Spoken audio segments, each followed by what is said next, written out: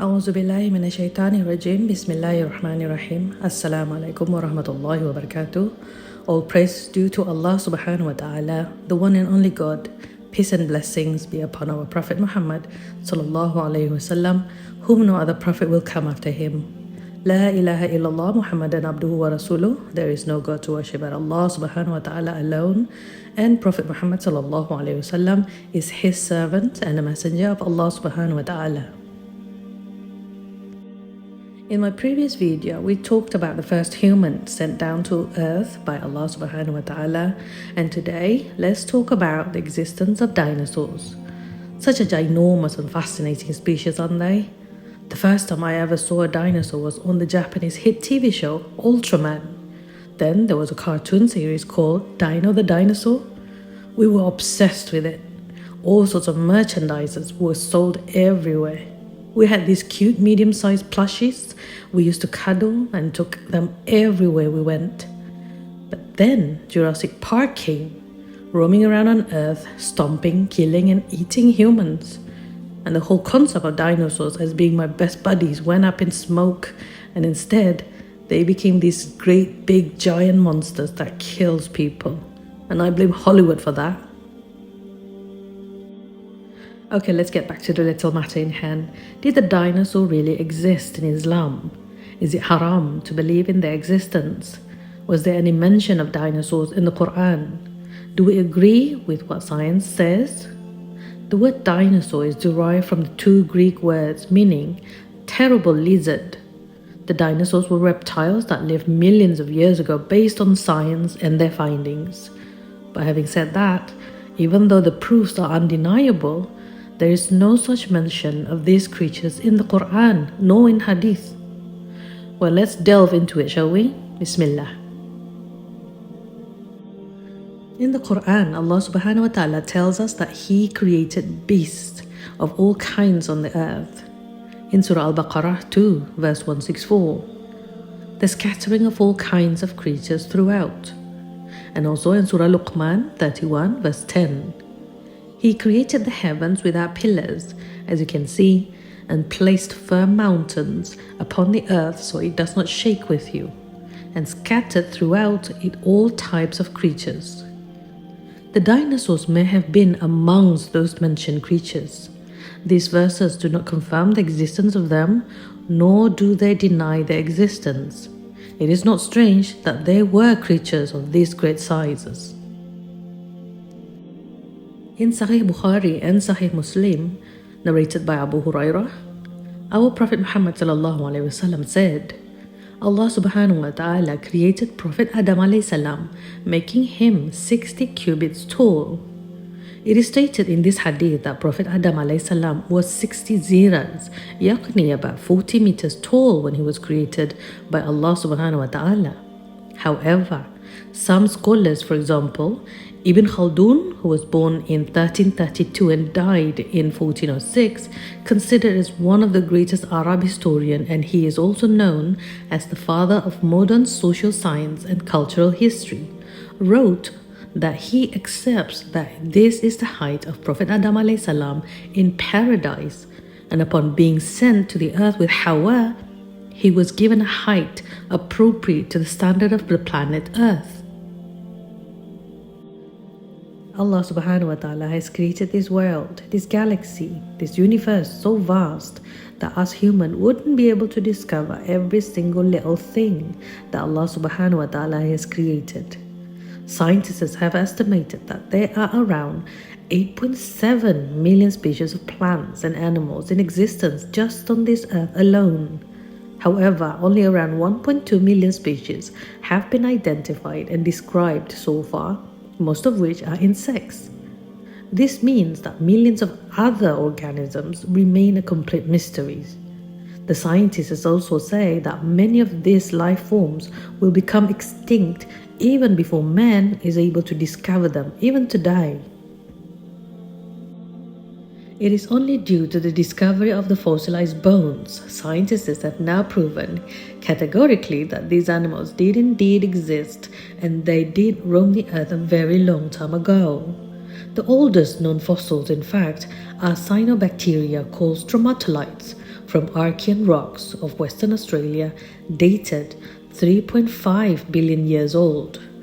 This may be somewhat surprising since the oldest rocks are only a little older, which is 3.8 billion years old. The stripes were formed by layer after layer of cyanobacteria, which formed mounds over time. Stromatolites still exist today on the coast of places like Australia. Yes, after billions of years, cyanobacteria are still alive and kicking. In 2022, an international team of paleontologists have uncovered what they believe to be the oldest dinosaur skeleton ever discovered in Africa. The skeleton of the Birisaurus rati, considered a sauropodomorph, a long-necked, plant-eating dinosaur, was found in the northern Zimbabwe. Birisaurus rati lived more than 230 million years ago, and they were about 6 feet long, had a long tail, and weighed anywhere from 20 to 65 pounds. And in September 2022, a man in Pombal, Portugal, stumbled upon what might be the largest dinosaur ever found in Europe while working on a home improvement project. Paleontologists say that the fossil is a sauropod, a dinosaur with a long neck and tail that walked on 4 legs and lived about 150 million years ago. Excavated portions of the spine and ribs indicates that the dinosaur may have been 40 feet tall and 80 feet long. Now, I see a lot of questions going around on the internet. Why are the dinosaurs not mentioned in the Qur'an even though there are proofs of their existence? If Allah Subhanahu wa ta'ala is the all-knowing, then why doesn't the Qur'an mention about dinosaur? And if the Qur'an is the word of God, how come Allah Subhanahu wa ta'ala failed to mention the dinosaurs or evolution? One thing that I can agree on is that yes, Allah Subhanahu wa ta'ala did not mention anything about the dinosaurs at all in the Qur'an. But at the same time, He also did not mention anything about cats, foxes, tigers, eagles, mosquitoes. But yet these animals do exist. Can you imagine if Allah Subhanahu wa ta'ala had to name all the 8.7 million of species that lived or are living just on our planet alone in the Qur'an? Gosh, the Qur'an would be thicker than in the encyclopedia book, wouldn't it? Furthermore, this is not its purpose. Al-Qur'an is to provide guidance to mankind to live a successful life as a good Muslim and earn Allah Subhanahu wa ta'ala's blessing and get rewards in paradise. It is not a book of list of things, then it would be anything but. In other words, just because it wasn't mentioned in the Qur'an, you can't simply just say it doesn't exist, never existed, or never will. These creatures from among the beasts or animals could have existed, since the Qur'an did not mention every animal that was created. There are a total of 31 animals that are mentioned by name in the Qur'an, and there are more than 200 verses that talk about them. And also there are 6 chapters dedicated to an animal. Surah Al-Baqarah, the cow. Surah Al-An'am, the cattle. Surah Al-Nal, the beast. Surah Al-Naum, the ants. Surah Al-Ankabut, the spider. And Surah Al-Fil, the elephant. Part of the content of the Qur'an is it tells us historical narratives, stories from the past that we can take iktibar, yakni, life lessons. For example, story of the destruction of the people of Prophet Lut alayhi salam in Surah Al-Hijr 15 verse 73 to 74. So the mighty blast overtook them at sunrise, and we turned the cities of Sodom and Gomorrah upside down and rain upon them stones of baked clay. Another example, the story of Ad, the people of Prophet Hud alayhi salam, in Surah Al-Qamar 54, verse 19 to 20. Indeed, we sent against them a furious wind on a day of unrelenting misery that snatched people up, leaving them like trunks of uprooted palm trees. Just for a thought, if Allah Subhanahu wa ta'ala did mention the dinosaurs in the Qur'an, What benefit do you think we will gain from it in terms of salvation? What kind of ikhtibar, life lessons, does one acquire from it? Knowing that they had existed and we get to study them for our knowledge, if it had indeed mentioned in the Qur'an, those alone don't hold that much value or significance that can mold our lives to become a good human beings as what we are told to do from the Qur'an and the Sunnah. As I had mentioned in my previous videos, if we really need to know this, our Prophet Muhammad SAW would have told us. Dinosaurs are fascinating creatures, don't get me wrong, but everything in this world, in this universe, everything that Allah SWT creates has a purpose. A group of Islamic scholars were given a task to calculate the age of the universe based on the interpretation of the two verses from the Qur'an. Sheikh Muhammad Al-Amin Al-Shankiti said in his book, for Surah Al-Hajj 22 verse 47, "And verily a day with your Lord is as 1,000 years of what you reckon." This indicates that the length of a day with Allah Subhanahu wa Ta'ala is 1,000 years.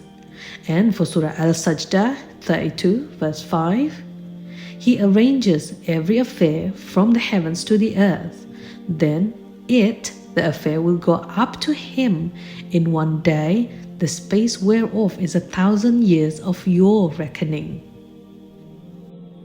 And from their investigation, they concluded that the period in which it will take for the decree to go from Allah Subhanahu wa Ta'ala and return it back to Him again, meaning that He is going to create the earth, the heavens, the space, the universe, and it will be wrapped up again, yakni the end of time, that works out to be 18,250,000,000 years.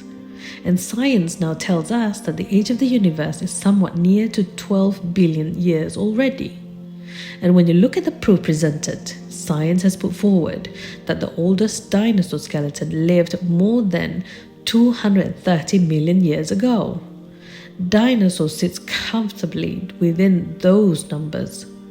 Contrary to some people's belief, Islam does not hate science. The Qur'an and science go really hand in hand. If you interpret the Qur'an correctly, it gives you all the answers the scientist throws at you. There was a modern scholar named Sheikh Tantawi Jawhari who lived between 1862 to 1940. He wrote a book, Tafsir Jawhari. Tafsir Jawhari is a modern interpretation of the Qur'an. Almost 150 years ago, he mentioned a lot about science, bacteria, volcanoes, animals, and stars. He said these animals inhabited this world along with jinn. Before Prophet Adam a.s. was sent down, Allah Subhanahu wa Ta'ala disposed of all the dinosaurs because these animals would not be suited to the size of humans who are descendants of Prophet Adam a.s. They were then killed, banished, and drove out and hid in jungles, islands, deep oceans, and the mountainsides. Surah Ash-Shu'ara 26 verse 184. And fear the ones who created you and all earlier peoples. From this verse, some scholars believe billions of years that the world has taken to evolve, there have been so many creations. Creations that we know of, and creations that we do not know of. Those that we do not know of, dinosaurs must be one of them. With our very little understandings of things, we can summarize it as though that these dinosaurs were created to make way for other creatures to be created. But the curious thing is that all those enormous creatures have rather gone extinct, but the smaller ones are still alive. For example, the crocodiles.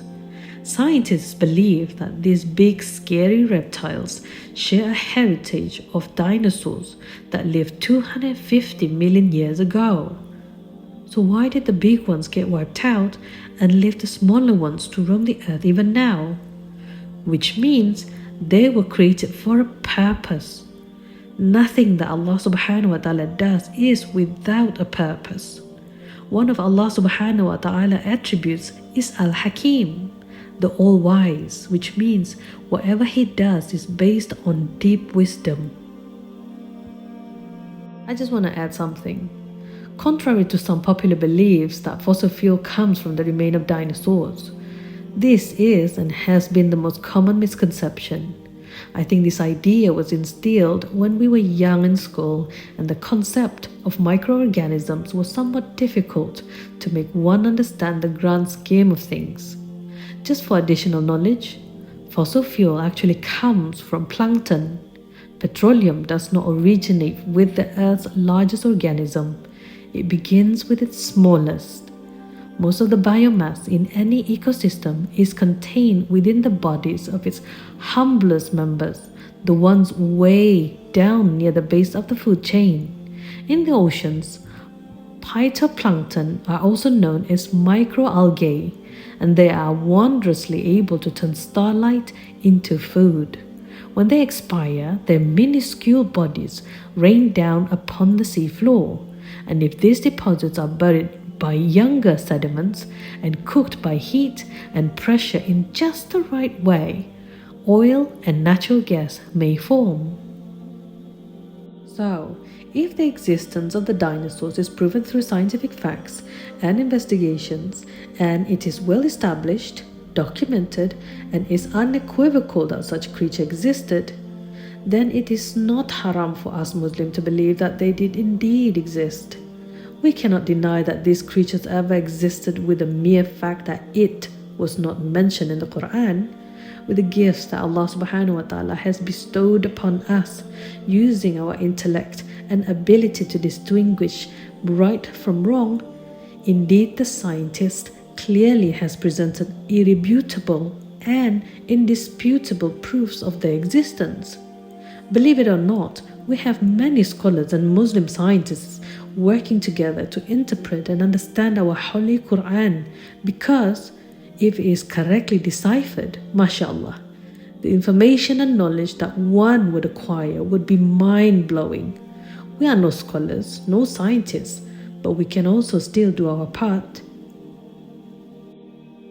Allah SWT has created this universe so vast that we can't even begin to imagine what other creatures Allah SWT has created. And it is upon us to discover them and praise Allah SWT for everything that He has created. Tantawi Jawhari noted that the number of verses in the Qur'an that urge people to ponder the universe and the laws of nature is between 750 and 800, while those verses directly addressing rituals are around 150. Allah Subhanahu wa Ta'ala has also ordered all mankind to continue to learn Iqra', which means read, study, understand, explore, interpret, summarize everything that exists or something in the universe, which is in the study of scriptures and other books. He is truly the Al-Khaliq, the Creator, the Maker, and Al-Alim, the All-Knowing. Hadith from Sunan Ibn Majah. It was narrated from Anas ibn Malik that the Messenger of Allah SAW said, "Seeking knowledge is a duty and obligation upon every Muslim, and he who imparts knowledge to those who do not deserve it is like one who puts a necklace of jewels, pearls, and gold around the neck of swines." Surah Al-Ankabut 29 verse 20. Say, O Prophet, travel throughout the land and see how He originated the creation. Then Allah will bring it into being one more time. Surely Allah is most capable of everything. From Ibn Khatir, Allah Subhanahu wa Ta'ala tells us that Prophet Ibrahim alayhi salam showed them the proof of life after death, which they denied in their souls. For Allah Subhanahu wa Ta'ala created them after they had been nothing at all. Then they came into existence and became people who could hear and see. The one who originated this is able to repeat it. It is very easy for Him. Then He taught them to contemplate the visible signs on the horizons and the things that Allah Subhanahu wa Ta'ala has created. The heavens with their stars and planets, moving and stationary. The earth with its plains and mountains, its valleys, its deserts and wildernesses, trees and rivers, fruits, and oceans, all of that indicates that these are themselves created things and that they must be a creator who does as he chooses, who merely says to a thing, be, and it is. Wallahu alam bisawab. Ya Allah, please teach us knowledge that is beneficial to us. Let us take advantage of the knowledge that you pour onto us. Please give us knowledge, good deeds, and sincerity in our lives. May we receive mercy and guidance from you, Ya Allah. Please increase our iman, ilmu, so that we can pass them down to our children, family, friends, and all our loved ones. Until my next video, inshallah, please take care and be kind to one another. Jazakumullahu khairan and shukran.